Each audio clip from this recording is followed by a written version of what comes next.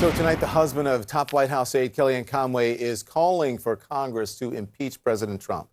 George Conway says the Mueller report shows Trump is a cancer on the presidency and Congress should remove him. I'm back now with John Dean, and we're joined now by Jack Quinn, the former White House counsel to President Clinton. Welcome, Jack, to the program. Thank you so much for joining us. I'm going to start with you. Thank you. So here, this is what George Conway writes. He said the president may have the raw constitutional power to, say, squelch an investigation or to pardon a close associate, but if he does so not to serve the public interest but to serve his own, he surely could be removed from office, even if he has not committed a criminal act. Is Conway right, Jack? Absolutely. You cannot exercise presidential powers corruptly. There's nothing more corrupt than exercising your presidential powers in order to protect yourself from a legitimate law enforcement investigation. I do think it's worth mentioning, by the way, that a lot of this discussion in the earlier part of the show turns on this whole question. I mean, the Attorney General parachuted into this, which is frankly infuriating. But a lot of this disagreement, seeming disagreement between the Attorney General and the special counsel turns on one of the biggest lies of the day.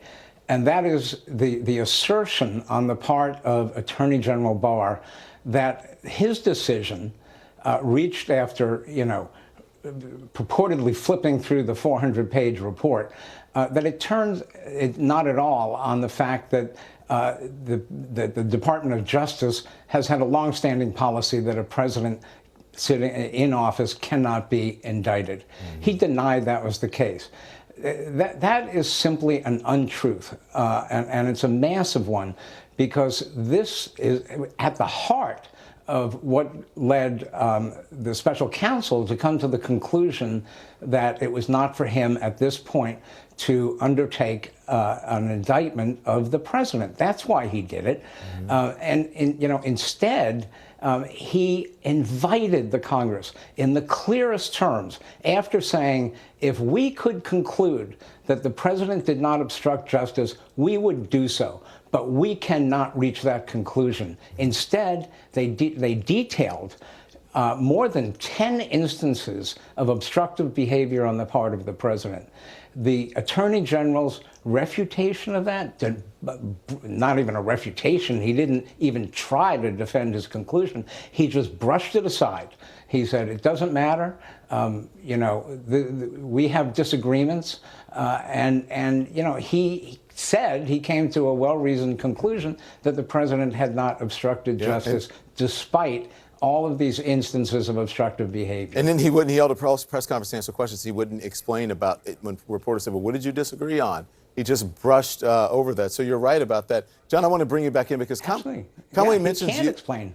He can't explain it. He mentions you in the piece too, okay? Here's what he writes, John. He says, White House counsel John Dean famously told Nixon that there was a cancer within the presidency and that it was growing. What the Mueller report disturbingly shows with crystal clarity is that today there is a cancer in the presidency. President Donald J. Trump. Congress now bears a solemn constitutional duty to excise that cancer without delay. 46 years later, is there a cancer on this presidency too, John? I think there is, Don. I used those words to make sure I had the president's attention that morning and that he was listening to what I had to say. And I took him through all the problems that he was confronted with. That's the morning I met the real Richard Nixon. He responded exactly the opposite the way I thought he would when I thought he would end the cover-up after raising every single problem I could raise in an hour and 50 minutes. We now have a president that's in his 800th day of his presidency, and I've got to say it's very grim. It is not a healthy presidency, and I don't know that we can wait till 2020. This man is learning how it operates, and he can do great damage. So are you agreeing with Conway that this is heading towards impeachment, or it should? Well, I don't know if it, that obviously is going to be the Congress's decision.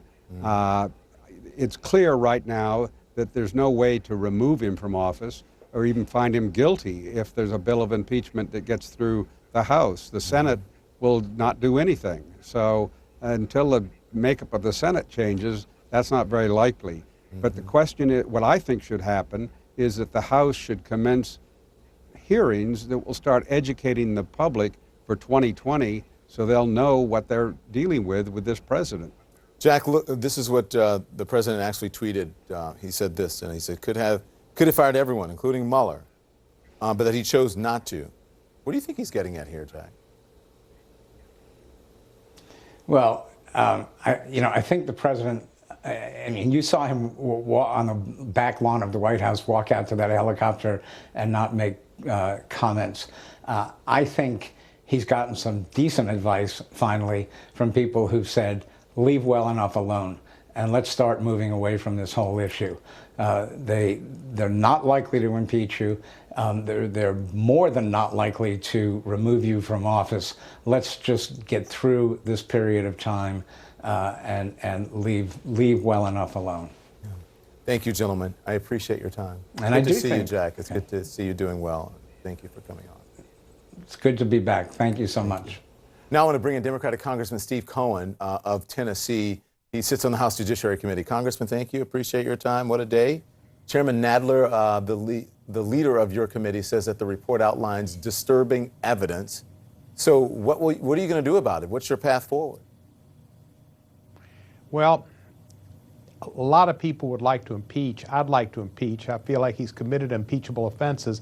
But just as John Dean said, and everybody knows, the Senate Republicans are mostly composed of invertebrate creatures, and without spine, you'll not have a conviction. So the process is not worth going through if you're not going to get a conviction in most people's minds, and particularly politically, although a lot of the folks that are followers of mine would like to go forth and think it's good just to do it. A middle ground is the censure, and the House can censure the president for conduct. Doesn't remove him from office, but it does put a notation there for history that the House of Representatives will have found that his conduct was so opprobrious that they chose to pass a censure resolution. And I'm going to discuss that with leadership as possibly a middle ground. It would be wonderful if we could get rid of him. I know there's Steve Cohen, the chamber magician.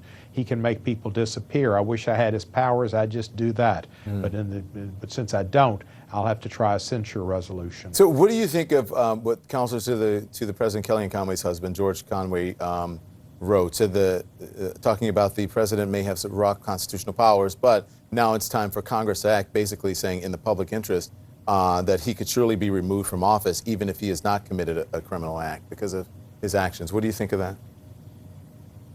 Well, it's like he's the House and he can impeach, and that's great, but Kellyanne's the Senate. She's not going to vote for it. So even in his own House, he can't carry the proposition. Very interesting way of putting it. I mean, I think he's committed impeachable offenses: emoluments, obstruction, derogation of the office, how he was referred to the press and all. He's done a lot of things, and he has no connection. You know, I was thinking of when you were talking earlier, this whole thing has been sex lies, but we didn't have any videotapes. You've got the Southern District has got the sex, which the president denied. He said he didn't know Stormy Daniels and Karen McDougal and knew nothing about the payments. And then he says no collusion, no obstruction. That's as close to the truth as Mexico's going to pay for the wall. I mean, the man has no regard for the truth. And now we know that Sarah Huckabee lies too. She just kind of goes around and spends it, but she knows not to perjure herself.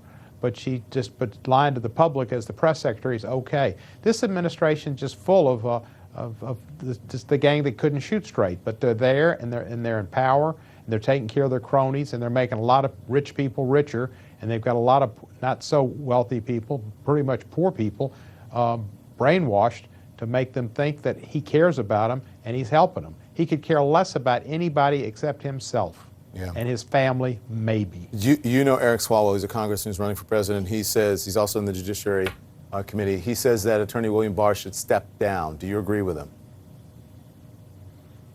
Yeah, I think he shouldn't have ever stepped up. But he did it for some purpose. There was some group wanted him to come in and do the deed. He agreed to do it. I don't think he's just looking out for his daughter and son-in-law, both of whom work for the administration. What about Barr being impeached? He likes the gig. That's a possibility, but I don't think the Senate would do it either. The fact is, the Senate's they're not going to convict anybody except Hillary Clinton. You know, they're still worried about her. Barr, we could do a censure on him too, and maybe he should be censored. You know, Trump could fire him within 4, 5, 6 months. He doesn't keep people around long, and you don't stay in his favor for long. And he could accidentally do something right and get fired. Congressman Cohen, thank you for your time. You're welcome, Don. You know, Chris had on Giuliani. The spin was unbelievable. Well, you know. Right, you don't do the spin. Yeah, and it's nighttime, right? And it'll be morning tomorrow. What else is new? Thank you so much. I appreciate it. Yeah, you're welcome, Don.